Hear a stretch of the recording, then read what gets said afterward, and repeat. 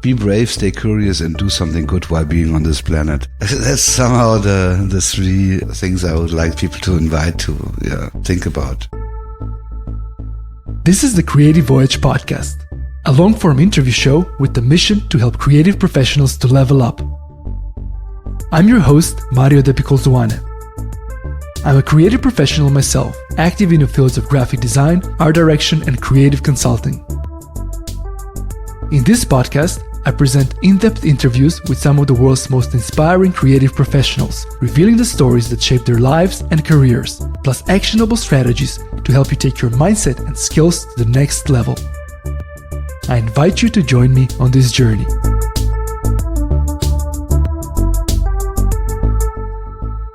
Hey everyone, after a long, almost a year-long break, I'm thrilled to be back. In this episode, we're going to listen to the highlights of the complete season 1 of the podcast. I've decided to take the best of the strategic, tactical, and inspirational advice all of the 12 guests gave at the end of each interview and create this insight-packed special episode. You can think of it as a perennial creative career advice resource that you can easily get back to whenever you feel stuck, lacking motivation, or just want to get inspired. If you are a creative professional in any industry and in any stage of your career, I hope it will provide at different times different pockets of guidance and wisdom to support you on your journey. Before we dive in, a quick update on the podcast. First of all, I'm thankful and humbled by the support and feedback I received so far. Thank you. I'm happy to announce Creative Voyage podcast is back on the air. As mentioned, this is the first special episode, and next week I'm back with a brand new interview. Also, I've decided to move away from the season format and release episodes continually throughout the year. Without further ado, here's the season 1 recap episode. I'm Nadine Goepfert. I'm based in Berlin. I work as a multidisciplinary designer on commissioned jobs, offering creative direction, design, consultancy on textiles and materials. I work in various fields like for interior, product, art, and also fashion. At the same time, I teach and I work on self-initiated projects. One thing is definitely that I think it is important to keep some kind of ease within your work, that you try not to be too stressed about things. Really just take a breath in between and ask yourself, how big is this dilemma? Is it really that bad? And isn't there a solution for it? And this also leads to my second recommendation. Again, it's a German word that I could never find a real translation for it, which is Musestunden. And Muse actually means, well, it means leisure, but it also means leisure in terms of inner silence or something, that you really spend time where you do something for yourself, but maybe at the same time is exactly because of that you get inspiration. And it's really a time where you should just follow your own interests. And instead of staying in front of your desk and think about all these things, maybe there are other ways to find ideas or solutions. Yeah, that was maybe more the spiritual part. That's perfect. I think we need both. We need both. In general, yeah. we need both, like the spiritual and strategic, but then also very like tactical. And other than that, I think for me the word relevance or the term relevance is really important. I mean, the question should not that big that it would stop you from doing things. Sometimes it's also just good to do something, but I think thinking about the relevance of your work is very important. How do you go about it? Is it like something that at the back of your mind all the time, basically? Or do you have like certain phases in a project where you're kind of trying to evaluate that? Maybe I don't have it in the back of my mind all the time, but sometimes it happens that I sit there and I think like, what am I actually doing? And why am I doing this? I don't know. It's not there all the time. It's not that I think about the design and then I'm like, is this relevant for anyone? But yeah, maybe just sometimes I think it's good to ask that. My name is Jacopo Moschin. I'm an Italian photographer. I'm 30 years old, currently living in New York. I work between the United States and Europe most of my time. Besides being a photographer, I also have a production agency where we produce content for fashion brands and just lifestyle brands in general, where I act more as a creative director / producer. So I'm also in charge of hiring other photographers and other creatives for different projects. First advice I would give is get to know yourself in every possible way, because every creative job requires a deeper understanding of yourself and what you like in life. I think the best cases of creative people, whether it's an architect or a photographer or an artist, a musician, is when they really get to know what's their place in the world and what they stand for. And that's for sure advice number one, because creative jobs are so connected with who you are and how you express yourself, that the more you learn about yourself as a person, the better will be your outcome at work. And the second one will be, if you're a photographer, do not just look at photography. Go out and experience different creative environments and try different things. And as a photographer, you can get inspired by design. You can get inspired by architecture again, by music, by movies. All creative fields are connected. Yeah. You know, obviously, it's kind of like when you're working on a movie, you have moving images, you have photography, you have, storytelling, you have sound, you have visually appealing images, you have locations. So I think you kind of have to approach creative like that. So the more you know about other creative fields, the better you'll be at your job and the better you'll perform in general. Like if you grow knowledgeable about everything and you try to always constantly update yourself on different topics, the more you'll be able to have a good conversation with other creative people who will ultimately enrich your life or your creative career. It's hard to be a good photographer if you only know about photography. Yeah. The last advice I would give is probably do not get overly frustrated with failures and mistakes and challenges and people refusing your work, because it's a long journey. And even when you'll be 50 years old and very established, you will still experience refusal. For some people, it's hard to overcome difficulties because they feel overwhelmed or they feel like they're not enough. But that's not really the case. In these fields, you just have to listen, and then sometimes you're just not ready for those things yet. You might feel frustrated. You might feel like, why? Because you think the work is good enough. But it's actually, there is always an opportunity behind that. And then it's a growing opportunity. So I think actually you should be happy about mistakes and failures, because they will grow you stronger. Like if you start your career and then you have all the doors open and you get to the top without having problems, something is wrong. Something is really, really wrong. Yeah. So I think all the problems are really big opportunities for you. And if you get yourself to that mindset where you know that you're not going to give up and you're not going to say yes to failure, that's a good mindset to have. Just don't feel frustrated about it. This door is not opening at the moment. I'm just going to go right and try this other door. And if not, I'm going to move back and try something different. It's really about not getting frustrated. It's okay to be wrong. It's okay to do mistakes. And actually, that's the best way to learn. That's the best way to grow. My name is Sarah Lipstate. I perform under the name Noveller, which is my solo electric guitar project. It's a project I've been doing since 2005, performing live, recording records, touring, and over the course of the last 13 years, I have kind of branched out into doing composing for other projects as well, for film. I am a professional musician, and that is how I make a living. I'm currently based in Los Angeles, and it's been an interesting journey to get to this point. Number one would be just to keep pursuing what you're interested in.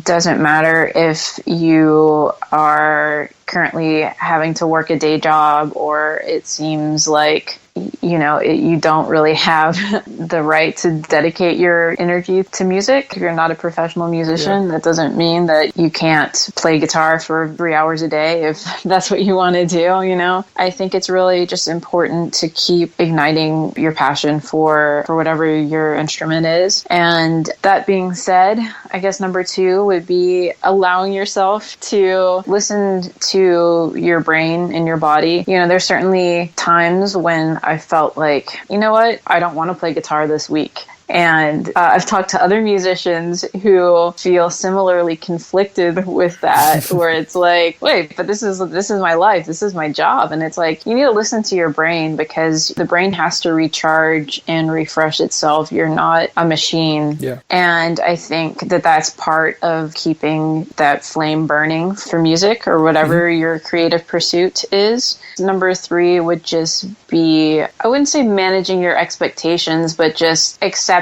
that there are going to be extreme ups and downs in, your creative field, and that you're not always going to feel great about how your career is going. But, at the same time, not letting that prevent you from moving forward. Even though, like I said earlier, I don't have a defined project that I'm focusing on right now. Yeah. I'm still playing music every day, and I'm still kind of like satisfying my desire to get better at certain things or explore certain things, even though there's not a set output. Like, it's not going anywhere that's concrete. It's just my own personal curiosity that I'm still pursuing, even though it's not really like going anywhere in a tangible sense. So it's like the pursuit of knowledge. It's like the pursuit of like creative satisfaction, I think, is important, even if you feel like extreme anxiety and you don't know when you're going to get paid again. My name is Carl Emil Schneider Bregnhøi, and I'm a brand strategist and serial entrepreneur, early stage seed investor, and natural wine importer and coffee roaster, and a bunch of other stuff, film producer. Basically, I focus on brand strategy within the fields of fashion, art, luxury goods, lifestyle, and technology. I think what I found out and what has grown me personally is communication. And I think that's where the biggest mistakes that I've made and the biggest learnings that I've had is communication.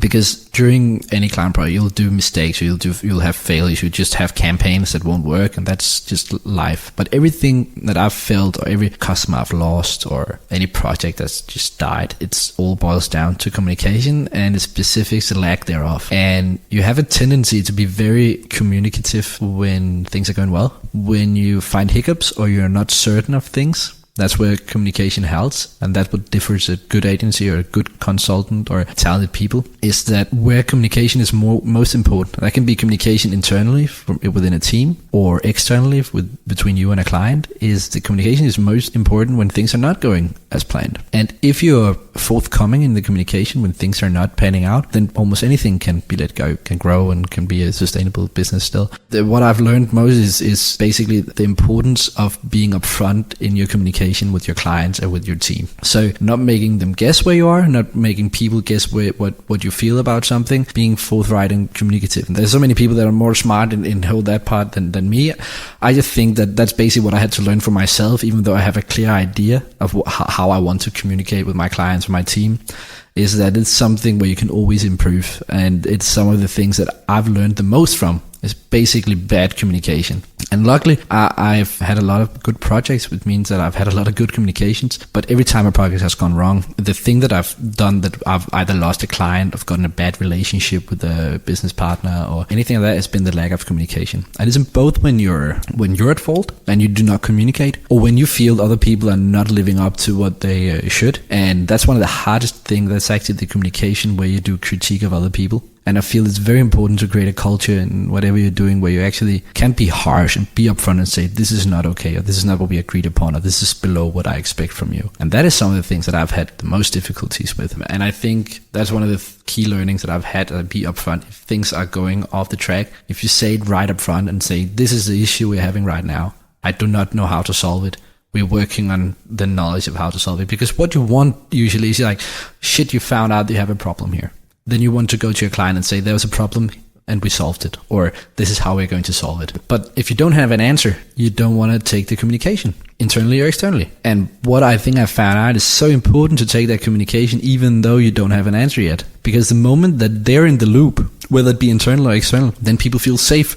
And communication is all about making sure that people around you are safe or feel safe. The moment they're insecure, that's where the problems start. And that's where everything can go really, really shitty, even though things are going well. So the fact that ongoing communication and being upfront, that's, I think that's the lesson that I've, thought was most important. As something that I'm still shitty at it sometimes. I'll not communicate with a client. I'll not communicate with my team when I'm unhappy, when I'm happy, when things are going wrong, when things are going right. Everybody needs to be in the loop, because if things are going right and nobody's saying anything, people also get insecure. Are we going in the right direction? Do people know where I am in this project? Do they know where they are? Do I, as a client, do I know where what they're doing or building? And that communication is vital. What you're doing is basically you're taking a client in your hand, and then you have to follow them all the way through, and at some point you have to let go, but you need to hold them in their hand the entire time, and that works both for you and for the client. And I think that's some of the biggest mistakes that I've done. What's cost the company most is basically that. Hey friends, you're listening to the Creative Voyage podcast. We're in the middle of this episode, so it's time for a short break. If you like this podcast, I'm confident you're going to enjoy the Creative Voyage Monthly Edit, a newsletter for which every month I ask a different creative professional to curate 10 brief recommendations of cool things to inform and inspire, including books, articles, products, portfolios, podcasts, and more, and deliver it exclusively to your inbox. It's a newsletter curated by creatives for creatives. To sign up, visit creative.voyage/newsletter. Thanks everyone, let's get back to the show. I'm Fukiko Takase. I'm Japanese. Well, I'm Japanese inside. I'm half Latin American. I was born in New York, grown up in Tokyo, live in London right now as an independent artist, dancer, choreographer, everything, movement director. I had this experience of being choreographed. I was a dancer, and choreographer was like a very, very young artist. Mm-hmm. And he's very, very talented. I'm not going to say the name. He's very, very talented, but I was offended. I was very, very offended that he hasn't even lived his life. And it was about the matter of like death and life. And it's okay. It's an important topic, but I was offended. How dare you? How dare you? Like, you don't even live. You haven't even lived. But maybe it's not about the age sometimes. And you could just feel it. Like, because we perform on stage for how many thousand people, and we represent them in a way. I'm her, she's me. Yeah. And how can I express without knowing it? So every little devastation, sadness, happiness, and love is part of you. And if you don't experience that, how dare you dance on stage and represent them? So really, it's so important to live and experience all this emotion, all this sadness, all these mistakes, and so you can express and you can be compassionate, you can be them. Yeah. Do you know what I mean? I think there's like so many hype about flexibility, technique, and how many turns you can do, how high you can jump, and how fast you can move. But really, it comes to, if you really stripped everything down, it's the human. It's what we are in a human level, in a soul level. And it's very, very important that you live, like you say, honestly, and you feel as much as you can. I think we forget that because, of course, like you want to make money, you want to be famous, and you forget that. And also, I had this question from a young student that, where do you get your inspirations from? And I was like, okay, yeah, you can see as much as you want, like a museum and read the book, watch the film. You can do all that. But how about yourself? If you're not ready, if you're not in the state of taking all that in, it's pointless. It's very important to be in a right state of your mind and position that you're in relation to the world in a way, how you see the world, how you see things. I think that's really important for me. You can be ambitious about taking all the information and inspiration, but you need to be ready. You need to make yourself ready for that. Mm-hmm. I think to work together, to support each other. Yeah, we need us and we need each other.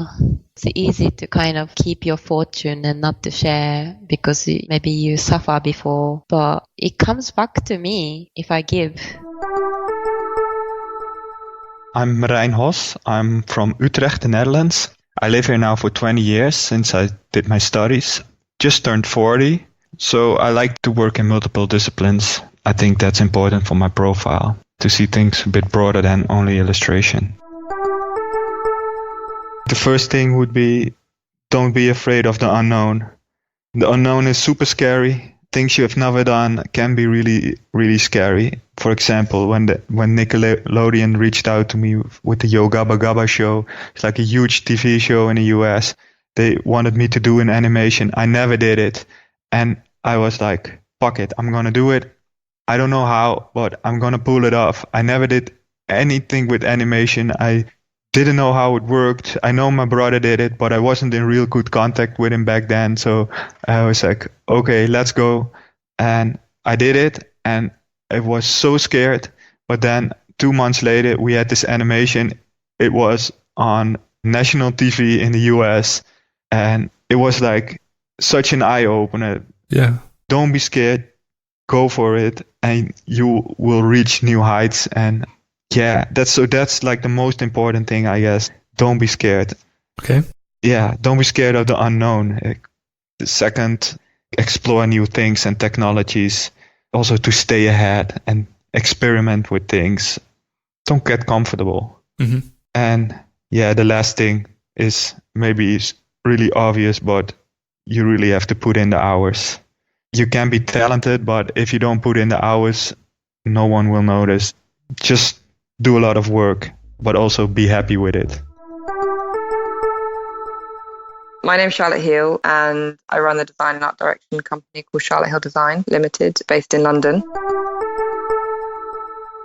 I remember being kind of slightly ridiculed when I was a recent graduate, and I had my notebook and all of my, my sketchbook, and I was continuing to use it. And people, I remember just being sort of like, oh my God, you're such a student. And I actually think I always want to be a student. And I always want, if someone ever says that again, I'll be like, that's the biggest compliment. And I think to be a creative professional, you also need to continue that sort of sensibility in terms of always asking as many questions as you can, keeping curious, having a notebook and ideas and photographs and scraps. And continuing to do and work in that way, I think is really, really important. And I actually think that that's what will maintain a kind of fresh, creative career, because I think that it's when you stop and you just regurgitate and you get bored and then you get dried up and you just, lack of motivation and all the rest of it. So I think it sounds silly, but I think just to a recent graduate, I'd say always maintain being a student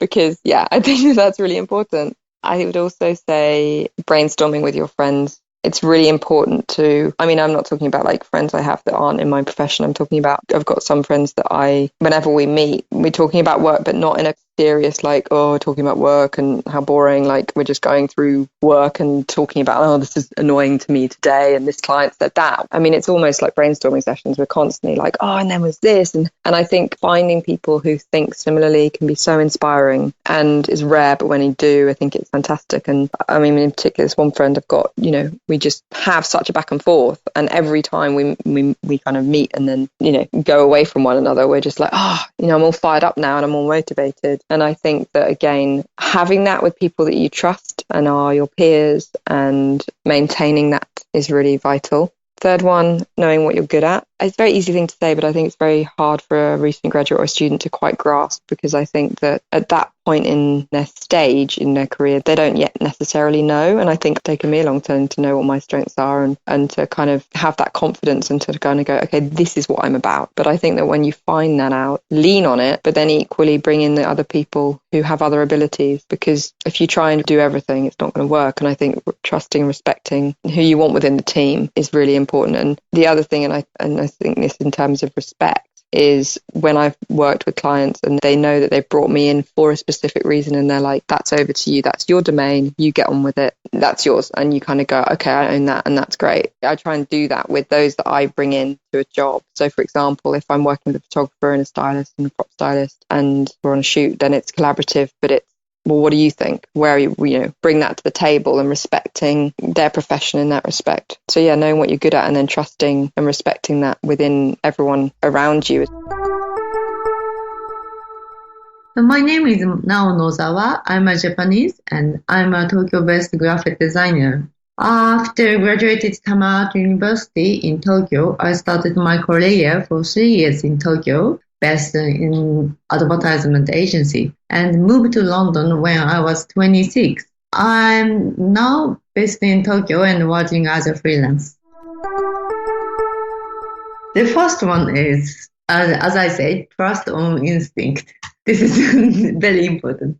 Yeah. Trust on instinct. And the second one is learning from the failure every time. For example, as you said, I publish my own personal books and visit all the bookstores in London, and so there must be some fails and the bad feedbacks. Mm-hmm. But there must be something I can learn from the bad feedback. So the try and errors is the most important for me. So never give up from the failures. Yeah. That is very important. And the final one is, it's kind of related to the second one, but don't be afraid of the new adventure, meeting a new people and find a new style of the work style. And that is very important to me.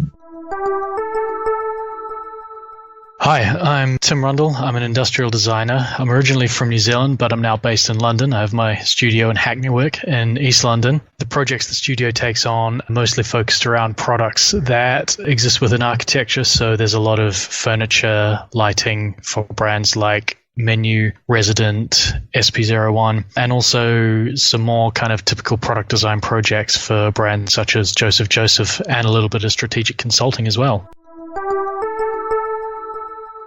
I think the first one is try as hard as you can and work really hard at understanding your craft with intense depth. It is competitive out there. There are lots of creative professionals. There are lots of designers. You do kind of need to be an expert in your field or an expert at something. You need some kind of angle that makes your approach to your work unique, that isn't what everyone else is doing. And I think for me, what I did is I tried to, I guess I'm a little bit nerdy and technically minded, so it was quite easy for me to, have a really strong push on manufacturing processes and materials. That's often seen more in designers who are working on much more technical products than maybe in furniture and lighting. But I try to, that's the strong point that I always try and work on and utilize in projects. I think not contrary to that, but on the other side is to learn to speak the language of your collaborators. So the marketeers, the engineers, salespeople,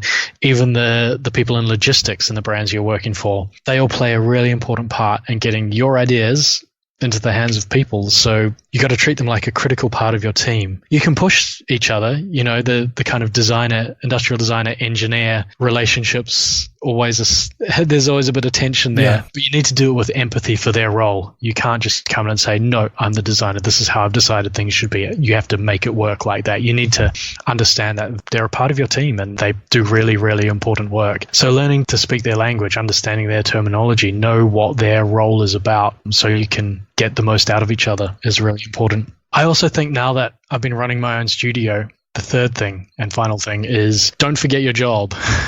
So it's, the main thing you're there to do for me is to design great products for brands that people want to buy. You can get caught up in all the admin and it can almost be like a distraction and a way of procrastinating. You can sit there and it gets to lunchtime and you're like, wow, all my invoices and all my receipts are so beautifully filed and I've made this amazing spreadsheet for tracking everything. That's not what people are paying you for.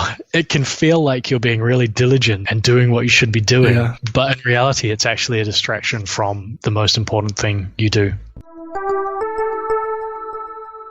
My name is Ellen Freeman. I'm originally from Portland, Oregon, but for the last year, I've been living in Mexico City. I write for various online and print publications. I'm also the deputy editor of Broccoli, a new magazine about cannabis culture by and for women. And I make a zine with my friend who's an illustrator and graphic designer, Sharda Tolton. Our zine is called Muff, and it's about the new age.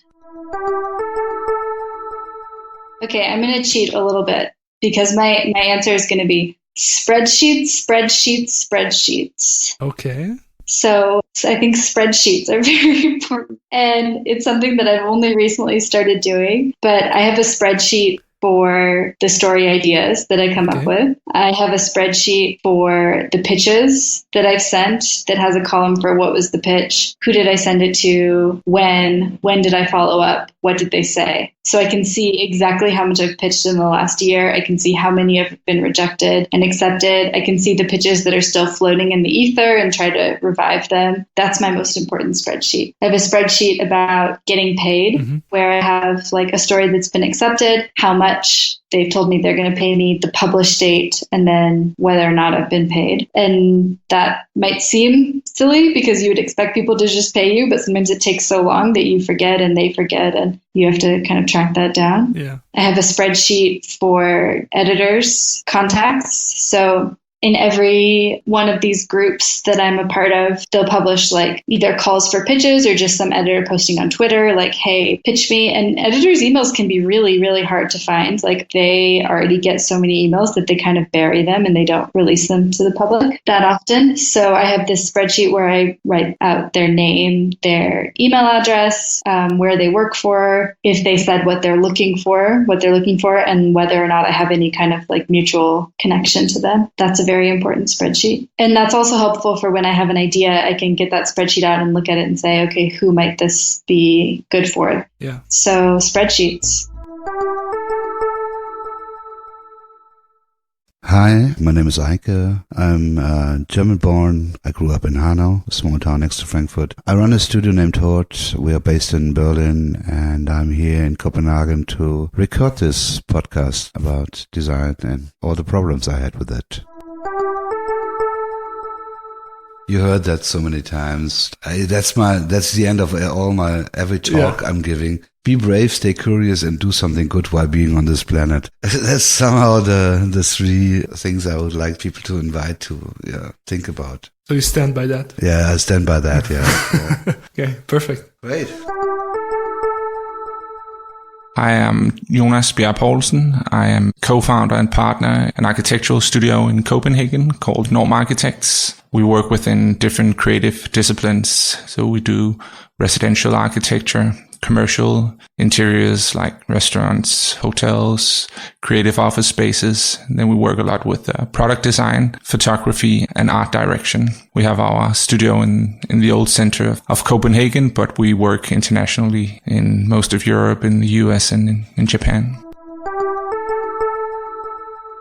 One good advice would definitely be not to be afraid to expose yourself. I mean, I think a lot of people, and that's also something I dealt with, especially in my younger years, it's vanity in many ways. And I mean, that you're afraid to expose yourself because you're afraid of failure. And I really think a good advice, if you can kind of forget about vanity and just expose yourself, put your ideas out there, take the criticism as a positive way of evolving as a creative professional and as a person. That would be a super good advice. I would have loved to have known that much earlier on in life. And then I think maybe banal advice, but kind of make all your choices based on passion and something that feels like a vocation. Don't be too strategic about the choices you make as a creative professional in life. And don't think too much about the end goal, but focus more on the process and how that will evolve you as a person. So kind of don't ever see it as a path to reaching something special, but just make sure that you really enjoy waking up every day, starting your daily life with work or whatever you do. Hey friends, that's it for this episode. I hope you find it useful. I want to thank all of the guests on Season 1 who gave me their trust and for being generous with their insights and time. Without them, there would be no show. Full transcript of this episode, additional notes, as well as individual episodes with each guest can be found on our website at creative.voyage/podcast. The brand new episode is coming next week, featuring my interview with Nina Brun, a designer, transporter, and consultant. In the meantime, you can follow at creative.voyage on Instagram, and if you haven't already, be sure to subscribe. Until next time, my friends, take care.